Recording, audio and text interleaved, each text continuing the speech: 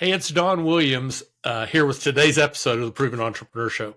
Got a great guest, Luke Mickelson from Sleep in Heavenly Peace.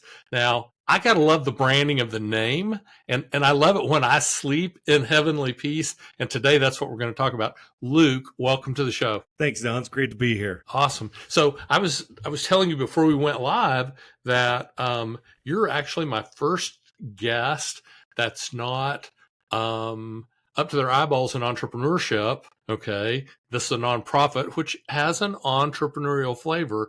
And Sure. You mentioned, oh yeah, I've done the entrepreneur thing several times, exits and all that jazz. So, so I want to take you all the way back to your family house. Okay. Yeah. You're 5 years old, 18 years old. Okay. Yeah. In your home, was there an adult who was an entrepreneur, or an entrepreneur who had, like most entrepreneurs have some kind of mission? Okay. You have a real, well, hey, let's start there. Okay. Back up. Tell me about the mission of Sleep in Heavenly Peace. You know, our mission is pretty simple. It actually came out of, it first started out being our motto. And this is really interesting. I've shared this on other podcasts, but you know, in 2018, I was named one of the top 10 CNN heroes, right? So we get to go and be a part of the CNN hero. I didn't know what it was. Trust me, I'm from Idaho, so I don't know much about that stuff. But anyways, I got invited to go to the Natural History Museum in New York, and they honored 10 nonprofits from across the world, and I was lucky to be one of them. And anyways, after this production, we met the next day, and they wanted to go over media training because you're going to get hit with a bunch of media and all this stuff, blah, blah, blah. Well, the first thing I talked about was a mission statement. And they went around the room to these 10 other nonprofits, talked about their mission statement, and they came to mine and had, you know, they had this face like, what's this guy doing? Like, it was really questioning. And because our motto now, mission statement, is no kid sleeps on the floor in our town. And the reason why we loved it, number one, it was actually a mission statement that came out of almost frustration. It was almost, you know, when I said it, I just had delivered my first bed to a child, 6 years old, Haley, never slept on a bed. She slept in the backseat of her mom's car since she was born, right? And then, of course, couch dived and all that. But they finally got a house. We delivered a bed to little Haley, you know, and I share with people, look, you know, when you see homelessness and poverty through the eyes of a 6-year-old, I hadn't done that. And it really hit me, like really strong. And, you know, when we went to Haley's little room in the back of this house, they just got, you know, there was holes in the carpet and, you know, tears in the wallpaper and stuff like that. But in the corner was this bed of clothes, and that's what she slept on. And so when we brought her this bed and seeing that, and then seeing this single mom, and I was raised by a single mom too, you know, tears of joy just coming down her face, well, joys and the release of frustration and all this. I mean, you can imagine as a parent, right, not being able to provide a bed for your child. I mean, it was more than a bed, and it was so overcoming, Don. Like on the way home, I had about a 30-minute drive home. I really didn't say much. I was just so in shock. And I remember I got home, and out of tears of joy, but tears of frustration, anger, you know, passion, more passion than I think I've ever felt in my life. I'm like, no kid is going to sleep on the floor in my town. And so that turned into our motto, now our mission statement. And at this CNN media thing, they said, that's really odd. You know, why'd you pick that? And I said, you know, mission statements are mostly for a company to express to the customer or to the community, the public, what they do, right? As clear as you possibly can. I said, our mission statement is meant for the customer to say it back to the person, right? Because child bedlessness and solving this unknown, hidden pandemic in our country needs to be solved on the community level. So I wanted these community members, these volunteers, these local neighbors to say the mission statement for themselves. No kid sleeps on the floor in our town, right? And we just want our town to be everybody's town. So that's a little story on the old mission statement. I love that. And I love the our town. A guest shared with me not too long ago, you know, the concept of lift where you stand. Yeah. You know, I can't fix everything. Yeah. But I can fix something. Yeah. Okay. And so lift where you stand. So let me ask you, I think from that first bed with little Haley, I think there's been a couple more beds. There's been a few. Yeah. So like define a few, Luke. Sure. Well, we started in 2012.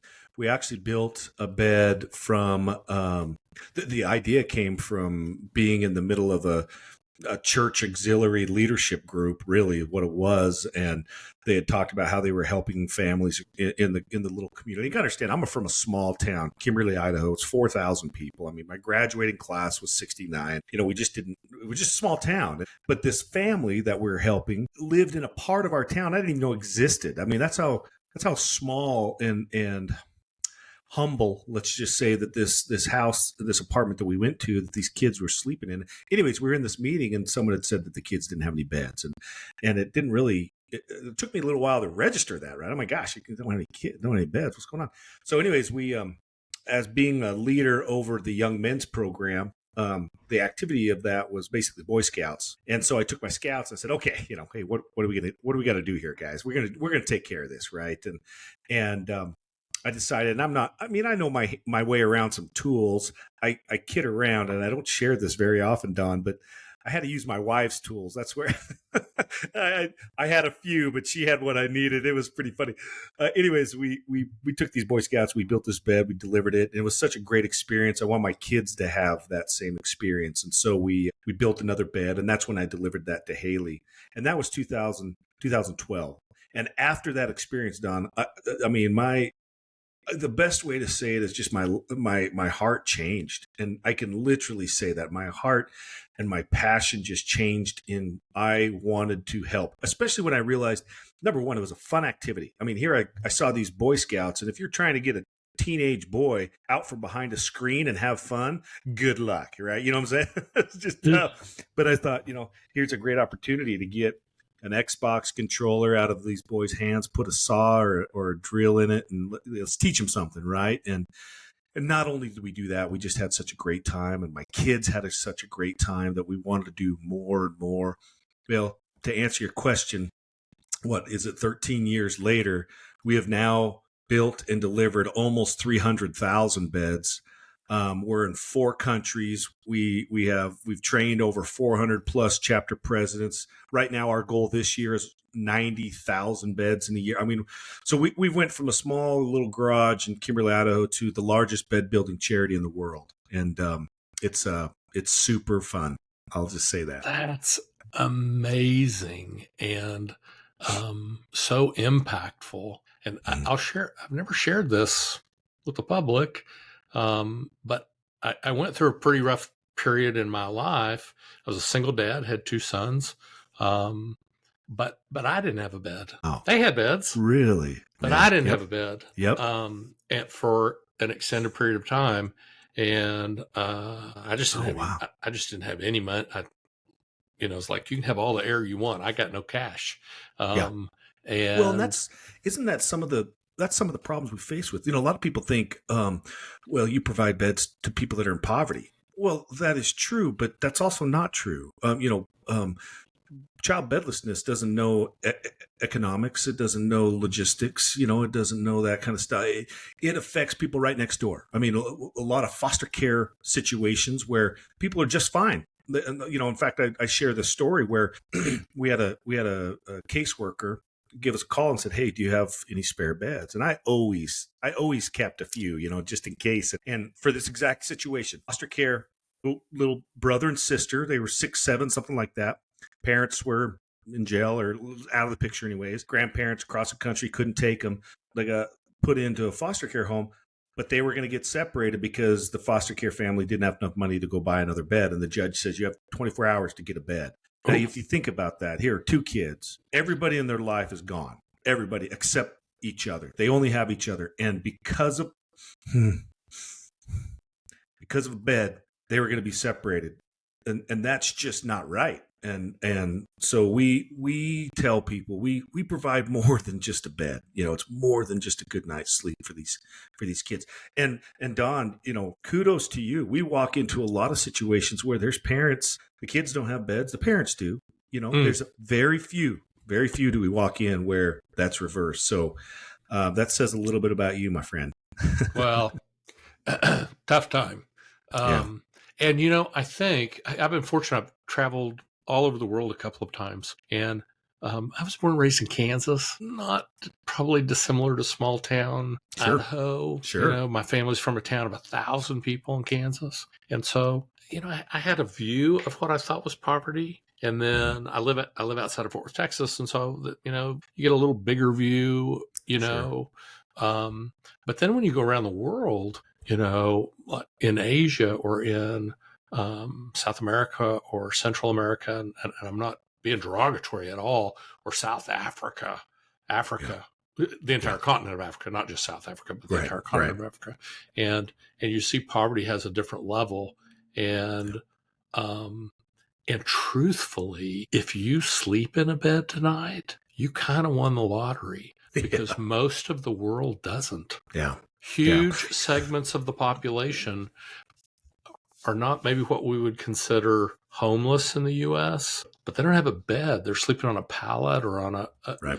Haley was sleeping on a bunch of clothes, I'm guessing, that were kind of Yep. put together, and that was softer than the floor. Yeah.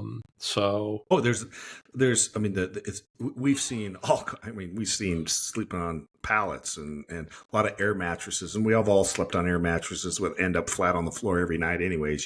So it's like yeah.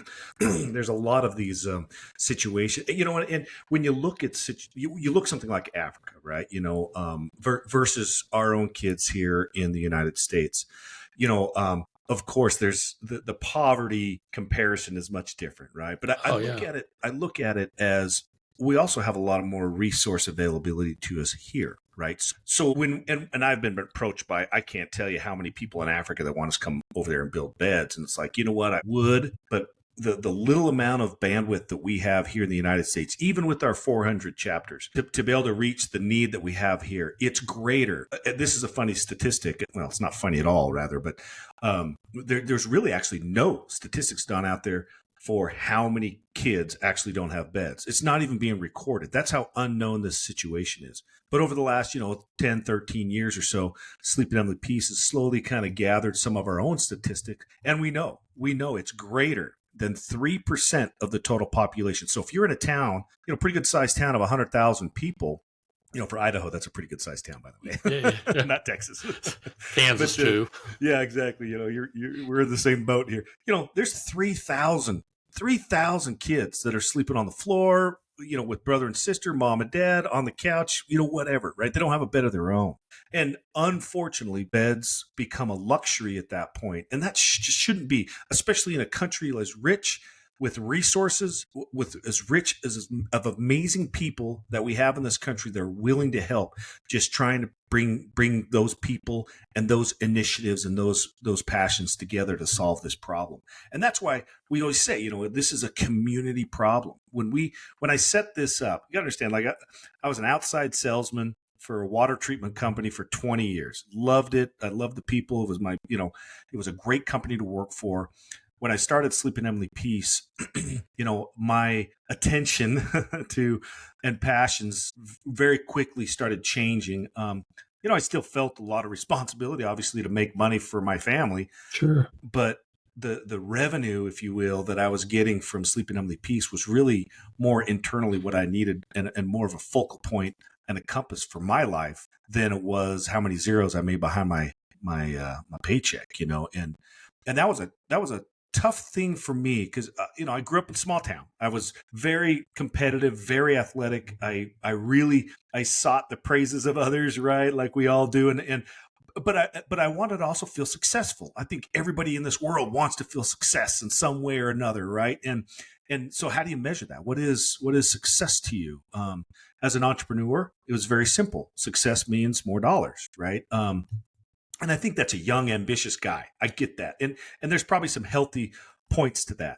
But when I got into my 30s and life set in, and I was coaching, and my kids were growing up, and I went to school, or excuse me, church, and was helping out in the community, there just wasn't enough satisfaction with the zeros anymore.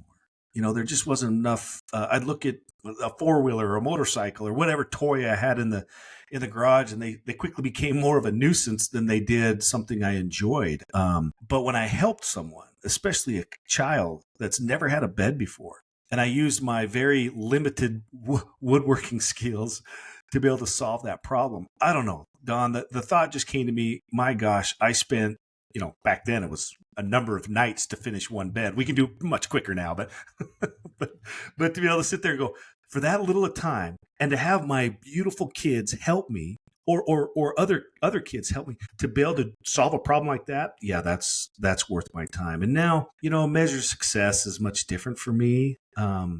It's it's all about how many kids we can help, and how many, not just kids. We found out another problem in our community, and that's a lot of people, a lot of amazing, great people that want to help. They just don't know how, and when I started Sleep in Heavenly Peace, I didn't want to be this charity that, you donated money to, and it just went to kind of this pie in the sky and you didn't know where it went, and blah, blah. I knew it needed to be solved by the community. It needed to stay in the community. It needed to be a community, a real community initiative. And so when we set up this charity, we had my buddy Jordan Allen, who's now our executive director. He's in Boise, 2 hours away from me. He was like one of the first guys that came down and helped me start building those 22 beds that first year. He wanted to do it up in Boise. Well, okay, now what do you call it? Well, I guess we'll just call them chapters, right? And so that's just extended out, through our 400 chapters in 4 countries. And now we can really start making some headway into that 3% of the country to solve. I love that. And I didn't miss the 22 bed first year and 90,000 bed goal for 2025. I didn't miss that. And so I think that we've actually had some builds, Lowe's Home Improvement is our largest sponsor, and their foundation called the Gable Grant, which is actually the Lowe's Foundation. They have a fundraiser every year. Well, they actually have 4 of them rather throughout the country. And we have been lucky enough to be the service arm of that fundraiser. And so we show up and we take their 300, 400, 500 mixture between employees and vendors that come to those deals. And we build beds. But we build beds. There's what we call 6 trains. A chapter has a train of tools. And we build beds in kind of an assembly line, kind of a train, we call it. Well, we'll have 6 there. With 500 people, we've built 650 beds in 3 hours. It was a bed every 22 seconds, so we can really hammer out these beds now, but we do it as a team building exercise for corporations locally and with volunteers in the community. And it's such a fun activity. We can take 10 or 200 people and put them to work, and people that have maybe never touched a drill before. That's the fun part. I had some ladies from a bank show up at noon one time, just on their lunch break, to build beds. These gals were in stilettos. They were 6-inch heels, and they're out there drilling away. In fact, I remember I had to sneak in my office and take a call real quick. I came back, and oh my gosh, they had built like 20 headboards. I'm like, ladies, you're running me out of wood. So it's a neat thing, and we solved that component of the community looking for ways to give back and feeling that satisfaction, feeling that fulfillment that we all want to feel when we help someone else. So yeah, and it's counterintuitive, but it's a treadmill. It's an unending treadmill to just try and satisfy yourself. Oh, yeah. It's not possible. Okay, we always want more. We always want better. There's always something else. And in my business, I coach and consult with entrepreneurs to help them grow their businesses. And so you help somebody go from 10 million to 20 million, and they're like, "Oh, I thought it was going to be totally different." And it's like, well, it is different, but at every level, there's a new devil. Yeah. It's never like, oh my gosh, we're all good. And I'm sure you see that too. In the early days for Sleep in Heavenly Peace, go from 1 bed to 22, there were probably some big challenges. And now to go to 90,000, there's different challenges. Oh yeah. But there's still big challenges. It's not easy necessarily. Absolutely. And there are different levels of challenges and priorities as you grow a business. And again, I tell people, look, the only difference between a nonprofit and a for-profit is I don't have to pay taxes, right? You still have overhead. You still have growth. You still have rainy day planning. You still have, retention and AOP goals. And I mean, you still have to operate like a business. And in fact, I do a lot of coaching of nonprofits as well. We've taken Sleeping on the Peace. I remember my first year budget was $1,000. It was my Christmas budget for my family. And this year we're going to be $25 million donation company budget a year, and that comes from. Obviously when you got 400 locations, it's and they're operating under the same EIN number, but they operate, and we train people. You operate kind of your own little business, right? You almost like a franchise. You stay within the confines and the parameters that's set by us, as well as set by the IRS and our nonprofit rules. But they get to feel, and this is the key of my management style, is giving someone a clear set of instructions, guidelines of what they need to do, and then let them go do it. Right? They start feeling ownership and being bought in and being a part of the growth of such a great organization. Whether it's you're selling popsicles or computer chips, you have an opportunity to bring someone into your business and have them feel ownership and be a part of that. And it takes, in my opinion, it takes leaders that are willing to be humble, that are willing to be to share and teach people how to do it better than you did it. And that's probably one of the hardest things I've had to learn is, you start your baby in your garage, and now I'm not even over it anymore. Yeah. And that's sometimes you ask any founder, any startup company owner that is now passed the baton, if you will. And my dad was the same way. I mean, he's still, to some degree, he hasn't passed that baton, and it's hard. It's hard to swallow that, and it's even harder when you start seeing him do things a little bit differently than you did it. And you're like, hey, I didn't do it bad. Why are you doing that? You just got to let him do it, man. Yeah, I love that. So I'm kind of the mind that a leader really kind of only has two jobs: cast the vision, cast the vision, cast the vision. Tell people the vision. Here's this division, this division, this division. When they laugh at you because you've told them the vision so much, just tell them, yeah, but did I tell you the vision? Keep telling them the vision. Tell the vision, tell the vision, tell the vision. That's job one. And job two is go get the best people on the planet to make the vision happen.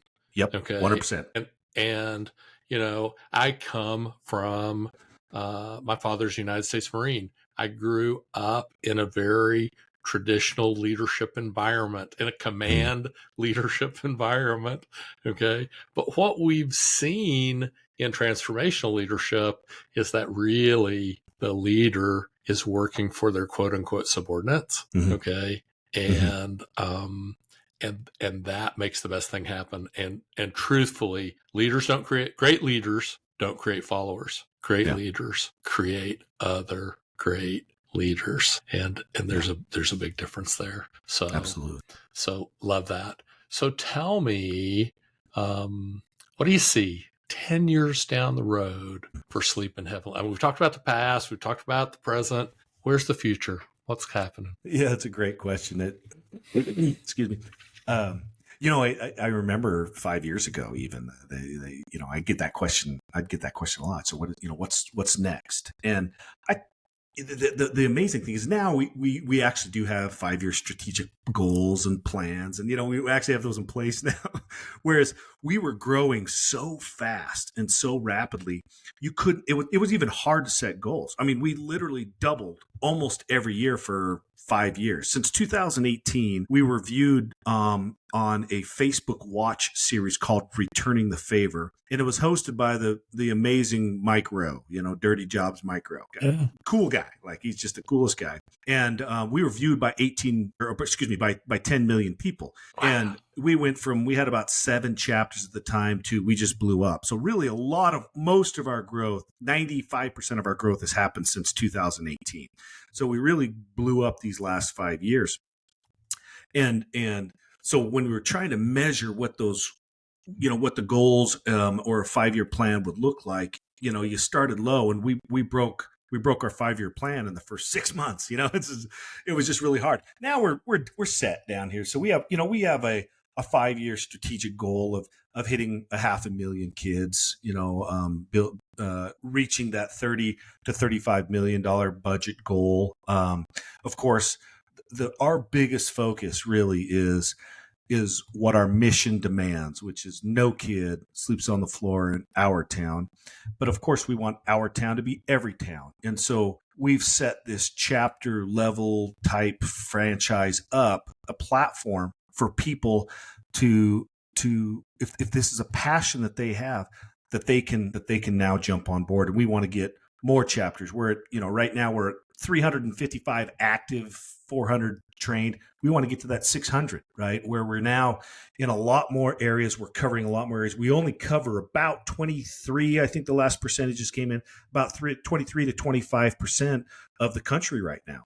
Even with 400 locations, it really doesn't cover a lot. I mean, we're missing large towns. We're missing large areas. And so we're always constantly and focused on growth and focused on finding those great individuals locally that are willing, have time, have a passion for what we're doing, and teach them how we get it done. And we put on about 40, 50 chapters every year. So we're going to reach that, but we want to keep that steady going. So, 10 years from now, I know we'll be at a $50 million, 200,000 bed per year goal. Beyond that, we've dabbled into, we're into Canada, we're into Bahamas and Bermuda, but we get requests, you can imagine, in our southern friends down in Mexico and South America. Of course, Africa's always there. We're working with big organizations like Knights of Columbus and the Rotary and all these other great institutions that have a lot of service-minded people in it. We're trying to open up areas in like, strangely enough, oddly enough, like in Ukraine and Poland, and those are going to take some time. And I can see myself as SHP across the country just gets even more founded and sure-footed, that we'll be able to tackle some of those across the lake opportunities. Yeah. And so I was on a call this morning with a friend from Vienna. And so, to me, communities are a fabric of individual threads, and those threads are individual connections. And so, who knows where things go. And one thing you said that I want to be sure I drive a nail in was you had the opportunity to do this Facebook show that was hosted by Mike Rowe. Okay. And you said yes. Ultimately, you could probably go back to one meeting, one call, one something where you said yes, and you could have said no.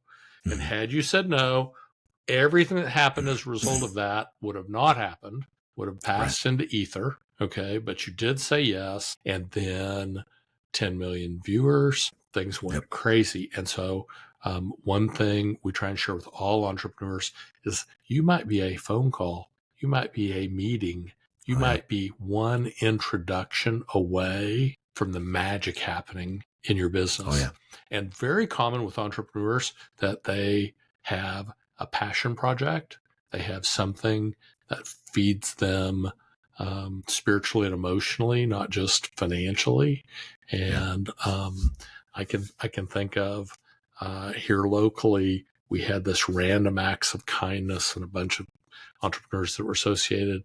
And one of the couples, they went to a local Walmart and they bought all of the children's underwear and socks, like everything in the store, and then carried it down to the services that help with homeless people.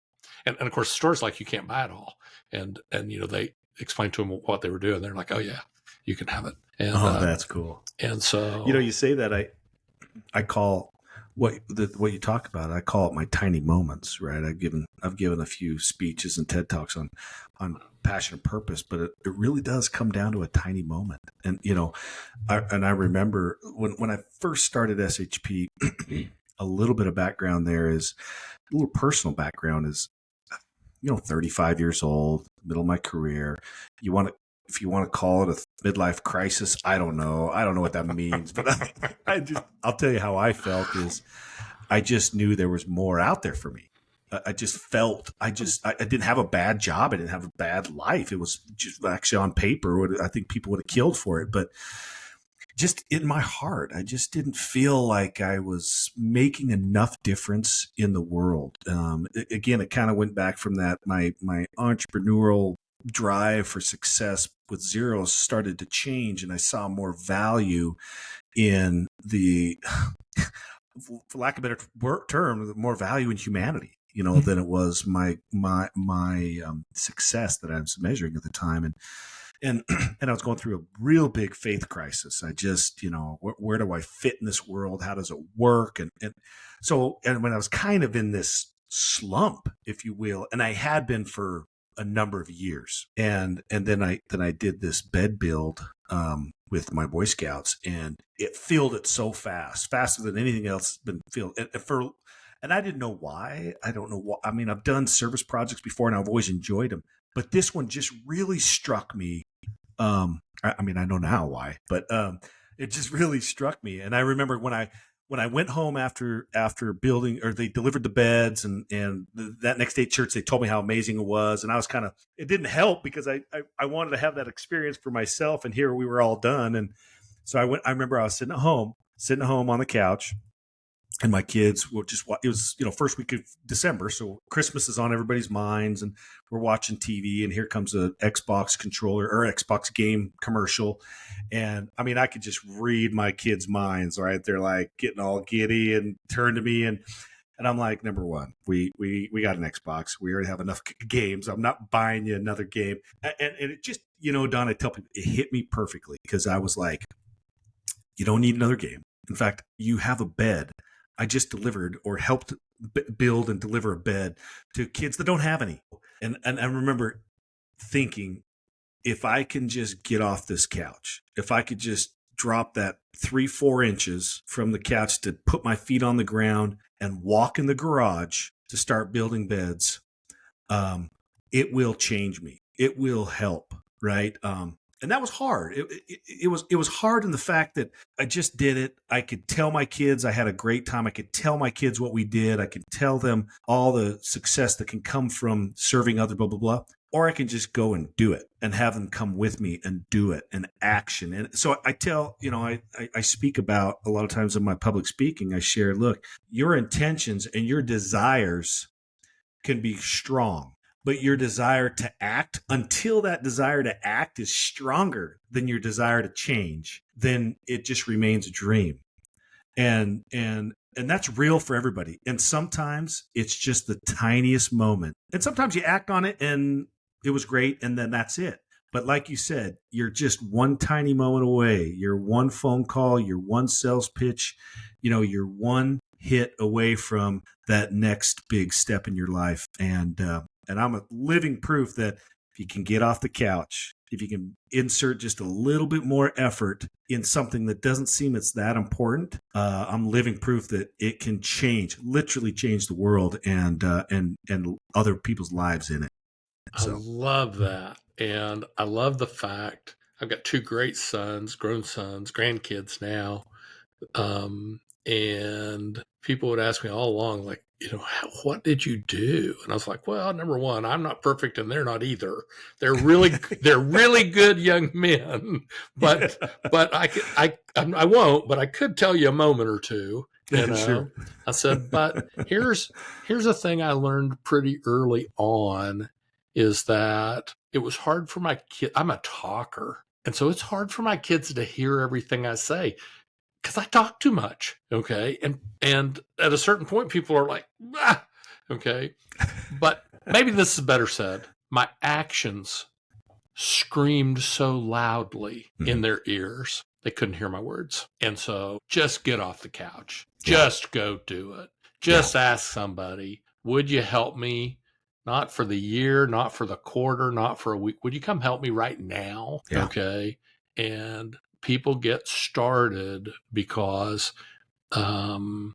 that there's even a really popular book, The Second Mountain, and it talks about entrepreneurs who've had a big exit. And it's very common that they work 20, 30 years. They've had this huge exit, and they look in the mirror every day and say, now what? I got all the money I'm ever going to need. I got money my kids and grandkids are going to need, but for what? For what purpose? And so then the next mountain, that second mountain they go to climb, is something like sleep in heavenly peace. And 10 years ago in Thailand, I listened to a really smart lady talk about the power of gratitude and had the epiphany that even though I'd wanted almost everything in my life, I was very ungrateful. I was never celebrate any. If we won at something, I'd be like, yeah, great. What about this thing over here where we're not doing very good? I mean, not even a split second. And we are not stop and smell the roses type guys. We're not. I don't know what it is. And my wife, it's a flaw. It's a flaw. In my life, it's a flaw. I won't say that about in your life, but in my life, I know what you mean. And what it is, I don't know. Maybe it's an entrepreneur thing. Maybe it's a drive for business, drive for success, drive for impression. Maybe it's a lot of all that. But I know, and I think that's some of the transition I had too when Sleep in Heavenly Peace came into my life, because I always told people, look, if you want true joy, stop thinking about yourself and see how you can help others, right? And then I kind of had to back off that a little bit. I said, because it's not like your problems go away, but they certainly don't seem as heavy, And I think Sleeping in Heavenly Peace has helped me really, and probably age as well. That's some of it, some maturity there, to be able to slow down and go, let me enjoy the success right now. And that's okay to sit and enjoy. It's okay to take a time out and remember. We had a conference, our very first big annual SHP conference 2 years ago. And I gave a speech and I just felt very compelled and inspired to share the word remember. And I think that's very important, especially with us entrepreneur startup type guys. You get so ingrained. I look at my dad. My dad came across the lake, if you will, from Ireland, $100 in his pocket, and he's a millionaire now, right? And he he's my stepdad. And when I came into his life and got to know him, and he shared his story with me, I was in awe. He's a very driven man. And he's very focused, I think they call it. Yeah. And everything you did had something with the business, and you learn to love that and hate that at the same time. But I think as I've gotten older and watched him get older and kind of learned a little bit from what he's experienced, he'll tell you, and probably most people his age now will tell you, the relationships you have with your employees, the relationship you have with your customers, they're far more important than the money you made. And I know what he means by that, right? You got to make money, don't get me wrong. But I think the value we have in these smelling of the roses moments, they're hard to sit and get used to doing it. And so I feel your pain. Yeah. Well, I listened to that lady talk about the relationship between human performance and emotion, and I thought, I'm totally checked out on this. But the longer I listened, I was like, she may be right. And and then about a year later, I wrote my book on gratitude. And, if you practice gratitude every day, and you'll certainly, if you do acts of service like sleep in heavenly peace, you will be grateful. And if you're grateful, it will change your life. I'm not saying your problems will go away, but you will see them differently. Yeah. And it will be, people will notice, you will notice, it will be noticeable that, that you're making a difference. And, at the end of the day, when we all know where life ends, okay, and same place for everybody. Nobody will care how much money you made. People will care how much of a difference you made in other people's lives. And a common misconception about entrepreneurs, and of course the name of our show is Proven Entrepreneur, a common misconception is they're all about the money. And in reality, they're very generous, very, very giving, sometimes to a fault.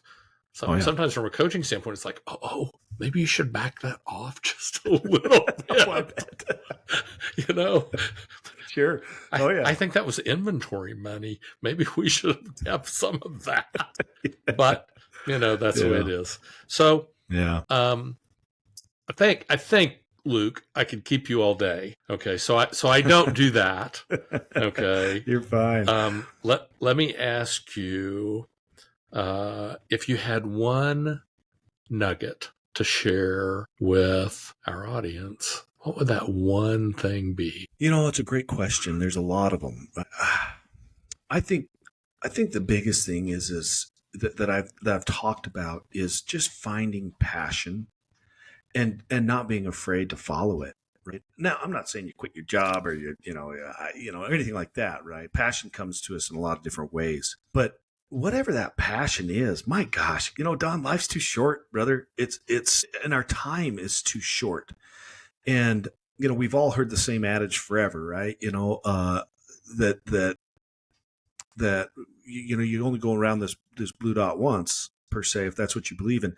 And when you finally find that passion, and probably even more important than that, being willing to act on something that you feel you're passionate about. You just don't know what's inside. I mean, like I said, I love sports, so I coached a lot of it. I mean, I'm not that same person because I found what I'm truly passionate about. Now, will that change? I don't know. I'm certainly open to it. But when you find your passion or something you really super care about, don't be afraid to follow it. And let it lead you down. I mean, who cares how much money you make? Who cares where you live and how many toys you got? I heard an adage a long time ago. It says, happiest man is the guy that is on his knees. Now, you can look at that as prayer, right? Sure. Yeah. But I also look at it as someone that's has humility, and someone that is comfortable with themselves and has found what brings them joy. And don't be afraid to go for it. Don't be afraid to go for it. I love that. Luke, if somebody wanted to reach out to you, if somebody wanted to inquire about how to start a chapter, if somebody wanted to inquire about how to make a donation, what's the best way for them to reach out to you or Sleep in Heavenly Peace? Thanks for asking that, because I wanted to share. I'd like to end with that. shpbeds.org, Sleep in Heavenly Peace. So shpbeds.org is our website. And let me tell you why it's unique. When you click on that, it's going to bring you to the closest chapter of Sleep in Heavenly Peace. We used to have one main page, but now it just brings you to the closest chapter. And the reason why we do that is because we want you, the listener, someone passionate, feels compelled to be a part of something like this. We want you to find it locally, right? So if you do, and you click on there and there's one local, you can reach out to that chapter in their core team, become a core team member. It will change your life. You can volunteer, you can build beds, you can deliver beds, you can help 1 hour a week or 20 hours a week. Whatever you feel compelled to. When you donate money, I think this is important. When you donate money, this is the only way we finance Sleep in Heavenly Peace from a management point of view. We take 10%.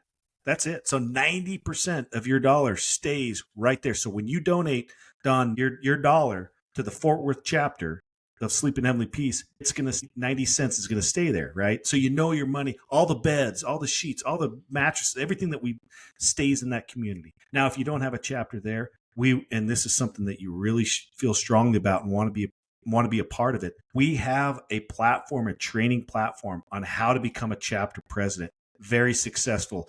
We only have about 3% attrition right now. So when we have chapters start, we teach them how to do it. And we're talking a lot of retirees, just like you said, people that were sick of retirement. My favorite story, I got a guy here's worked for Mother Boeing for 30 plus years, retired, was so excited. He's like, Luke, after 3 months, I want want to jump off a cliff. He says, I had to do something. And then I'm like, brother, I'm scared of retirement. Trust me. So, yeah, but great chapter presidents start as retirees. And some of them, barely know how to turn on the computer, right? So we teach them. We have a platform of how to start a chapter, how to run it successfully. We have a very robust training program and training staff to help these people be successful, because our number one customer is our chapter president, and their number one customer is the kid they're trying to serve. And so those are great ways to be involved with Sleep in Heavenly Peace.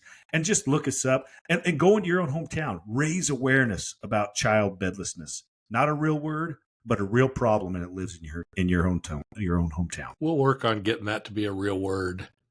Yes, yeah. Amen. Luke, thank you so much. I've so enjoyed our time today. Thanks for coming on the show. Thanks, Don. And that's today's Proven Entrepreneur Show. See you next time. Thanks.